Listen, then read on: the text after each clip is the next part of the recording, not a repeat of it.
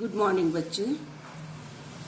मैं इला कुमारी DAV public school सिसियल Giridih की हिंदी शिक्षिका। आज मैं कक्षा 10वीं के बच्चों के लिए उत्साह कविता लेकर आई हूँ।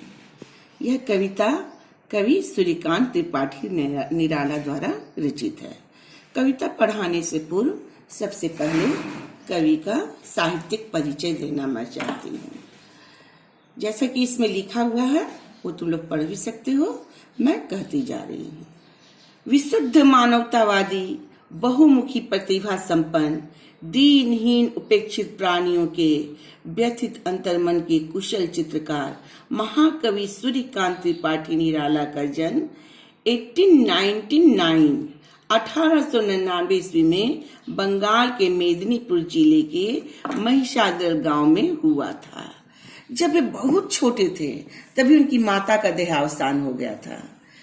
जब उनकी निराला जी की विधिवत स्कूली शिक्षा केवल 9वीं क्लास तक हो पाई थी।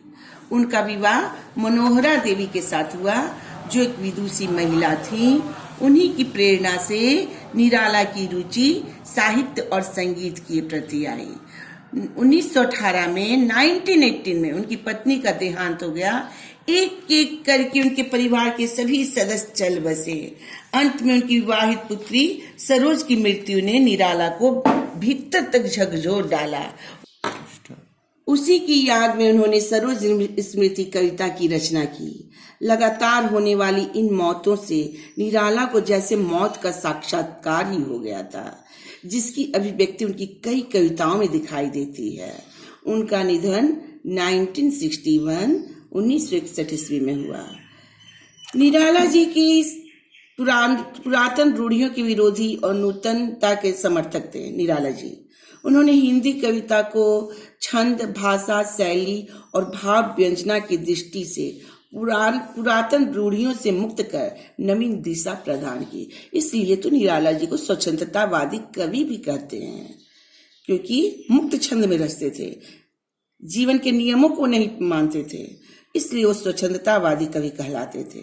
ये छायावाद के आधार स्तंभ माने जाते हैं। तो लोग तो जानते ही हो, छायावाद के 4 स्तंभ हैं, आधार स्तंभ। एक महादेवी वर्मा, एक दूसरा जयशंकर प्रसाद, तीसरा सुमित्रानंदन पंत और चौथा निराला, सूर्यकांत त्रिपाठी निराला। ये छायावादी कवि हैं और इनकी भाषा संस्कृतनिष्ठ खड़ी बोली है। कहीं कहीं उनकी कविता में प्रगतिवाद की भी छाया देखने को मिलती है। प्रगतिवाद किसको कहते हैं? जिसमें शोषकों के प्रति आक्रोश, शोषितों के प्रति सहानुभूति हो, वैसी कविताओं में प्रगतिवाद की झलक होती है। तो ये है निराला जी की कविता का, निराला जी का साहित्यिक परिचय। अब सुनोगे बच्चे तुम लोग इस कविता को, उत्साह कविता कवि ने क्या सोचकर लिखा है। तो उत्साह कविता में कवि का क्या संदेश है? उत्साह कविता सुनोगे। उत्साह कविता निराला जी की सबसे पसंदीदा विषय बादल पर रचित है। यह कविता बादल के रूप में आए 2 अलग तरह के बदलावों को दर्शाती है। इस कविता के माध्यम से निराला जी ने जीवन को एक अलग दिशा देने एवं अपना विश्वास खो चुके लोगों को प्रेरणा देने का प्रयास किया है। यहाँ बादल कोई सामान्य बादल नहीं है। यहाँ बादलों के आने के जिक्र के जरिए जीवन से निराश व हताश लोगों को यह उम्मीद देना चाहते हैं कि चाहे जो कुछ हो, लेकिन आपके जीवन में खुशहाली जरूर लौटेगी, आपके अच्छे दिन जरूर आएंगे। जोश, उमंग, उत्साह, जुनून कवि ने इस कविता के माध्यम से लोगों के मन में भरा है। तो इस कविता में दूसरी बात क्या है? इस बादल के माध्यम से साहित्य के विषय में भी कहना चाहते हैं। देखो कि साहित्य जीवन का दर्पण ही नहीं, समाज का दर्पण ही नहीं, बल्कि यह समाज का दीपक भी है, प्रकाश दिखाता है। जब जब देश में, समाज में विषमता की स्थिति आती है तो साहित्य के माध्यम से राह दिखाया जाता है। तो उत्साह कविता में भी कवि ने कवि को प्रेरित किया है ऐसी कविता लिखने के लिए जिससे कि शोषक वर्ग से शोषित वर्ग को मुक्ति मिल सके, नई आशा का संचार हो सके। यह है उत्साह कविता। आशाओं का संचार करना, जोश जुनून पैदा करना, समाज में क्रांति लाना, परिवर्तन लाना, उसके लिए बादल को गरजने के लिए कहा गया है। समझ रहे हो? तो यहाँ पर अब मैं कविता के माध्यम से तुम्हें बतलाती चली जाऊंगी, ध्यान से सुनोगे कविता को। बादल गरजो, घेर घेर घोर गगन धाराधर ओ। बादल से कवि ने क्या कहा? गर्जना करने के लिए कहा। जब तक गर्जना नहीं होगी जोश नहीं जगेगा। रिमझिम फुहार में वह शक्ति नहीं है जो परिवर्तन ला सके। बदलाव लाने के लिए गर्जन तर्जन की आवश्यकता पड़ती है। घेर घेर घोर गगन, कवि ने क्या कहा है? पूरे आसमान में को घेर लो। घने बादल, धाराधर ओ। धाराधर किसको कहा गया है? बादल का पर्यायवाची है। धाराधर, हे बादल पूरे आसमान में छा जाओ और गर्जन तर्जन करो ताकि धरती में पर निराश व्यक्ति के हृदय में आशा का संचार हो सके। ऐसे भी भीषण गर्मी के पश्चात जब बादल आसमान पे छाता है तो किसानों में खुशहाली छा जाती है, सभी में उत्साह भर जाता है, जोश उमंग आ जाता है। उस तरह से ही बादल निराश लोगों के हृदय में भी आशा का संचार कर देता है।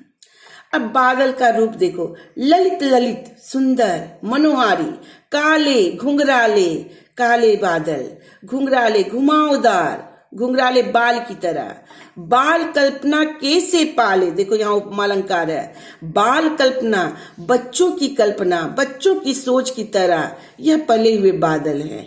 जैसे अब बच्चों की कल्पना से क्यों तुलना की गई है बादल की, तो सुनोगे। जैसे बच्चों की कल्पना, बच्चों की सोच प्रतिपल बदलती रहती है, उसी तरह बादल भी अपना रूप प्रतिपल बदलता रहता है। ठीक है, समझ रहे हो?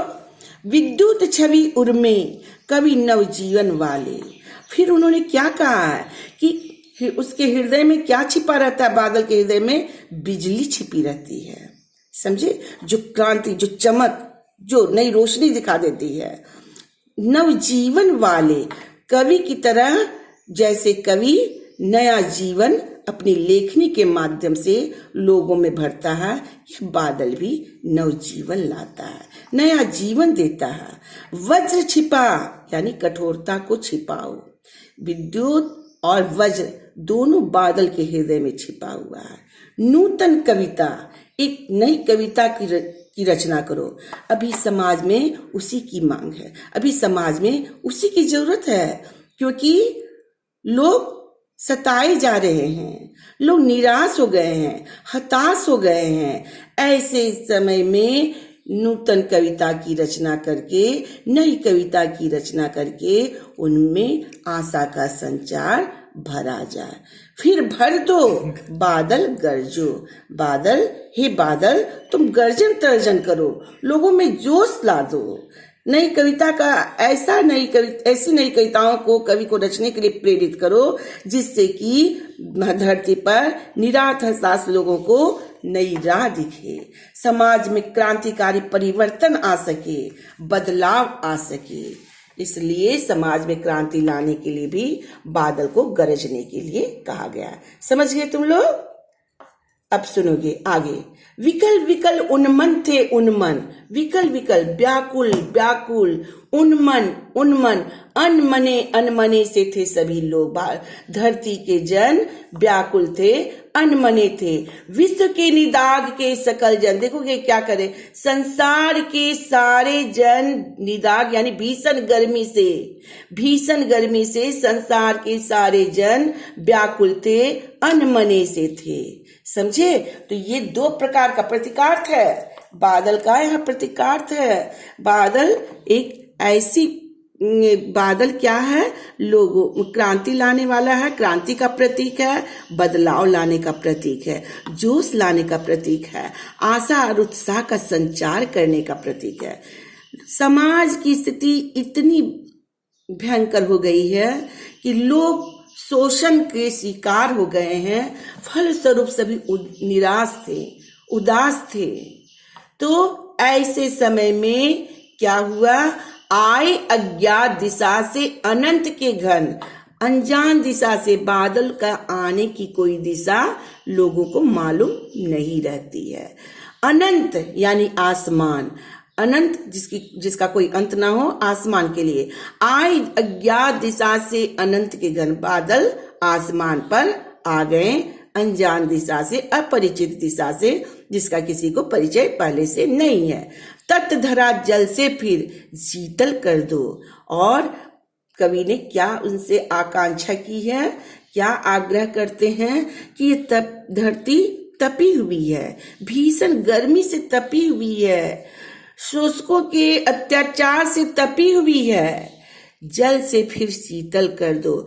हे बादल, तुम ऐसी बारिश करो कि पूरी धरती शीतल हो जाए। इसलिए तुम गर्जन तर्जन करो ताकि उत्साह का संचार हो सके। भीषण गर्मी बादल परोपकारी व्यक्ति की भांति है। बादल से क्या कहा जा रहा है? जैसे एक परोपकारी व्यक्ति आकर के लोगों के दुखों को दूर कर दे, उसी तरह बादल भी सूखी धरती पर बरसकर हरियाली ला दे। तो इस प्रकार से जो निराश लोग हैं उन पर उन्हें एक उम्मीद जगा रहा है ये बादल कि खुशी, हरियाली आएगी, खुशहाली आएगी। और ऐसे समय में क्रांति लाने हेतु पौरुष का प्रतीक है यह बादल।